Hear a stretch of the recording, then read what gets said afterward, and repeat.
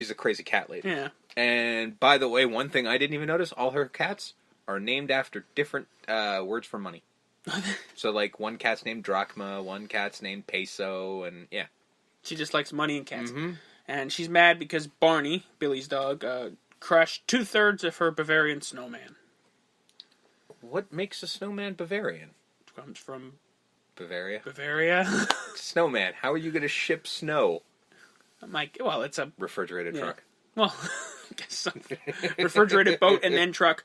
Or plane. I mean, it's 84. It's She's got money. Planes She's got money. existed, yeah. She's got plane money. Hello, UPS? And You're not going to believe this. What a Bavarian snowman. The dog hops up and knocks the head down, so now it's 3/3. Yeah.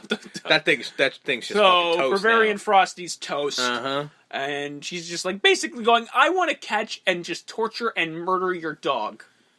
Well, this got dark real fast, didn't it? Merry Christmas, Jesus! It's a family picture. Then we get Gerald. Yeah. In his only scene, because we see him at the tail end of this scene where she's just like the boss, and then Gerald, played by Judge Reinhold, who's like assistant to the boss, is trying to usher her out. Like, we're so sorry about the dog. Get him out of here. Get the dog out of here. He's playing the character, by the way, that I assume is what his character in Fast Times at Ridgemont High grew into. Mm-hmm.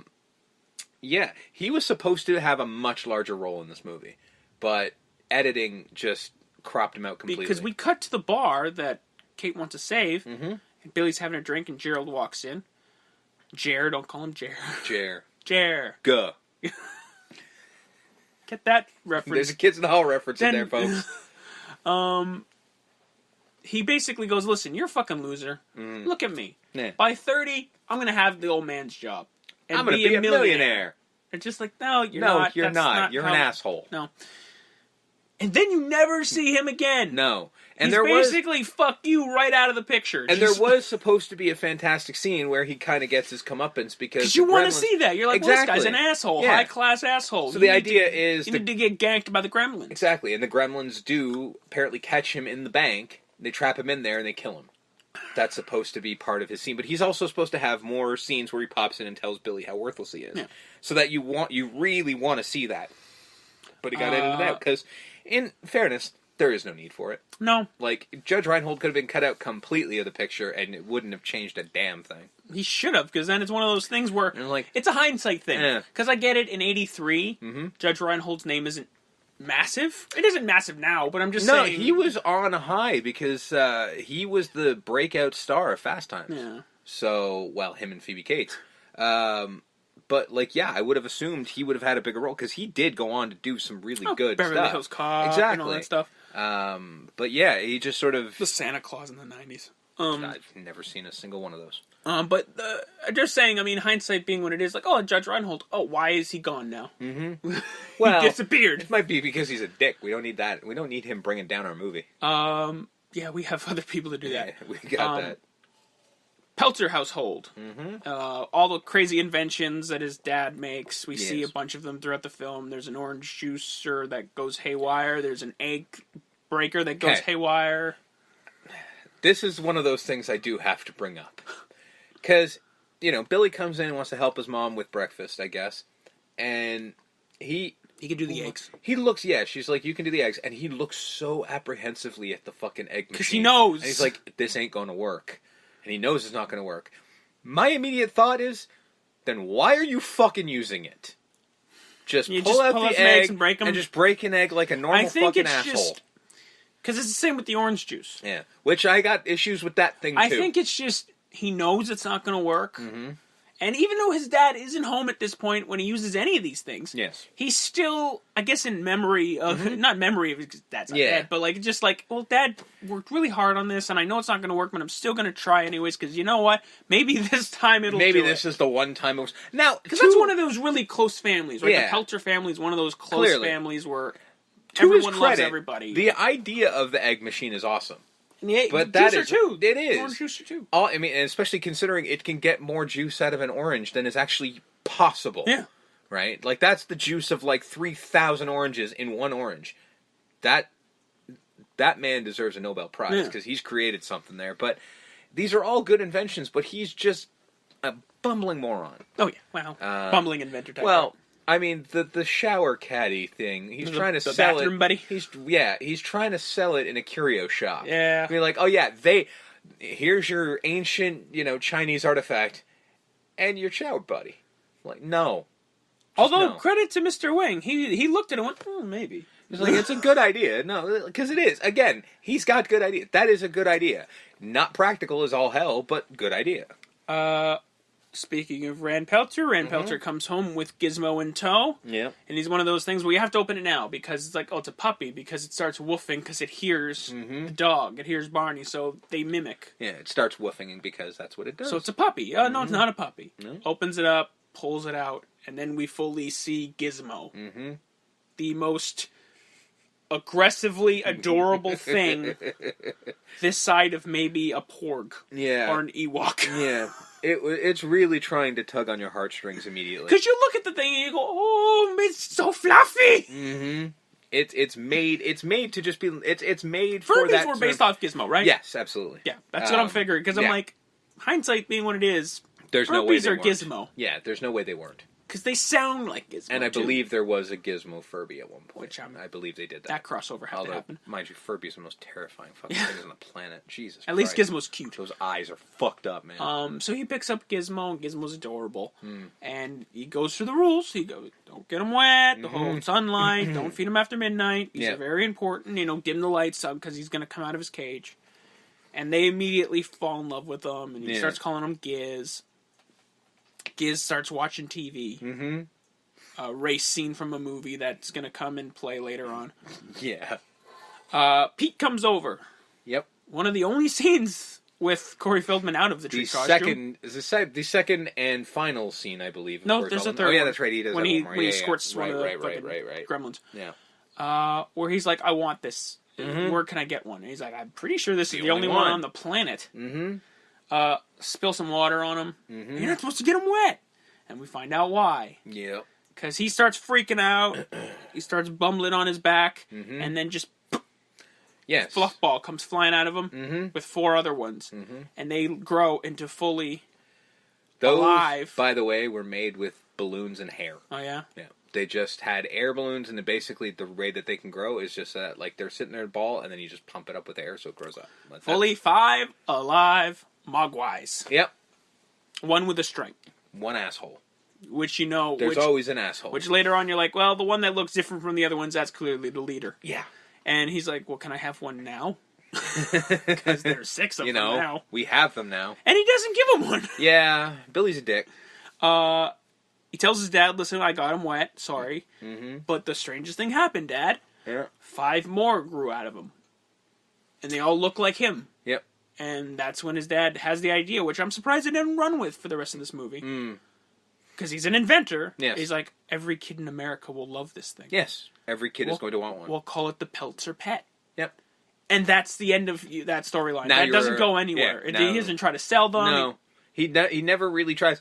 Because he goes off and starts on his sales trip. And I'm like, why did you not take a Mogwai with you and start selling Mogwais? Like, because then, the storyline can go, and then he gets them wet on the road, and then they grow, but then, Well, he's not going to get it wet on the road, but somebody will. That's what I mean. And then the Gremlins take over the Earth.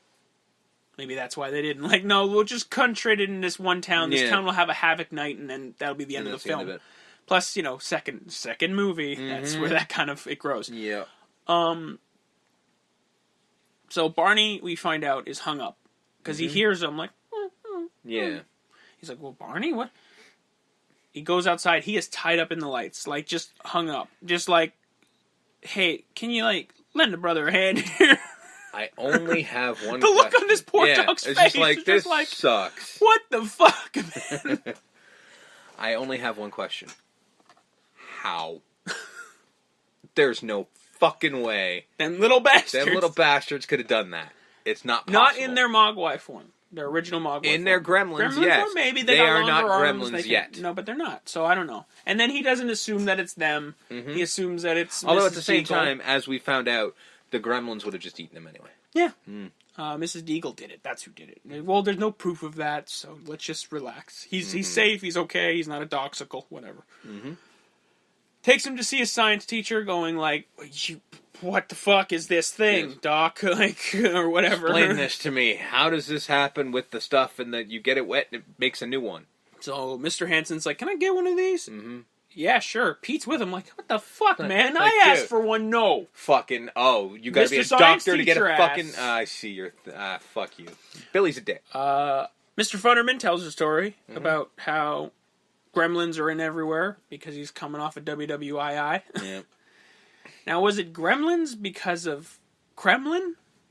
I don't know. Because he's talking about the Russians and all this stuff, and I'm like, did you get Gremlin from Kremlin? It's... Or are Gremlins were Gremlins a lore thing? Like, I'll attempt to look that up. Like but an I feel evil, like mystical might creature, be a bit too much. like an imp. Mm-hmm. So we call them Gremlins because now we call them Gremlins because of Gremlins the movie. But before, I'm just trying to piece it together because I'm like, he keeps talking about the Russians and Gremlins, so maybe he got Gremlin from Kremlin. I don't know. But that's where we find out. That's where we call them Gremlins after they turn into them. Oh, it might literally just be somebody mispronouncing the term goblin. Oh yeah? Yeah. Fair enough. Lost in translation, the whole broken telephone thing. Yep. We get the first of two what the fuck, Kate scenes where he's walking her home and he's going to try to put the moves on or whatever, but then she says, well, this time of the year, while people are opening their presents, other people are opening their arms. What the fuck, Kate? Thanks, Kate. I mean, we all knew that, but we don't usually talk about it. Merry Christmas! Well, I mean, with the second what the fuck, Kate, you kind of understand where this comes from, but this really does sort of seem to come out of nowhere. No, the second one puts this into context. If you said the second one first, then I don't think there'd be a what the fuck, Kate moment. But... Because then he's like, after this, he's like, that's great. Hey, do you want to go out for dinner sometime? Well, what else is he going to say at this point? He's just like, you're not going to kill yourself, right? We're like, good? Seriously, like, I'm asking you out because, hey, how are you? Yeah. I just want to make sure you're not alone for a couple hours, because I don't trust you at this time of year. Because I will be opening presents, and I don't want you opening up anything other than presents, so what are you doing Thursday night? Well, hey, it's PG-13. Hey, again, we'll get there. We'll get there. Alright? Keep it in your pants. Gremlins. Not when PB Kate's involved. So the Gremlins eat because they trick him. Mm-hmm. So he goes, well, it's not... He looks at his clock. Well, it's not before midnight, so I guess I can eat. I could feed you guys. Gets a plate of chicken. Which is hilarious, because you're looking at that... First of all, who makes that much chicken? Like, that is an entire plate full of chicken to feed an entire family. Who cooks that much? And then just goes like, well, how much we've got leftovers.